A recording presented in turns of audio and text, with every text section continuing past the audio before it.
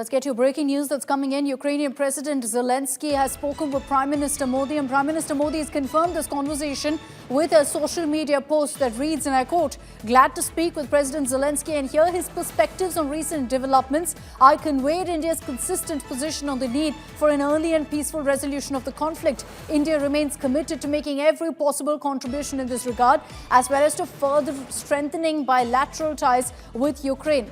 So on one hand, you have that statement from Prime Minister Modi. Then you have the Ukrainian President Volodymyr Zelenskyy, who's also put out a post, which is a bit different from what the Prime Minister said. Here's what Zelenskyy has said. "I had a long conversation with the Prime Minister of India, Narendra Modi. We discussed in detail all important issues, both of our bilateral cooperation and the overall diplomatic situation. I'm grateful to the Prime Minister for his warm words. I informed about the Russian attacks on our cities and villages. And this is at a time when there's finally a diplomatic possibility to end the war.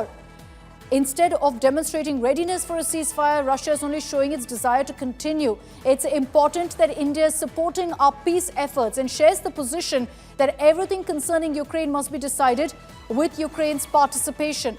Now, according to Zelenskyy, there's also been a discussion on Russia with regards to limiting the export of Russian energy, particularly oil. And this is what Zelenskyy has said was discussed in that particular meeting, conversation. Let me bring in Pranay Upadhyay of India Today Global for more details on this. Pranay, the timing of this extremely important because you've just had a few days ago Prime Minister Modi speaking to President Putin, days away also from a Trump-Putin meeting in which Zelenskyy is trying hard to ensure that he is made a part of the dialogue, and he claims he's mentioned that as well.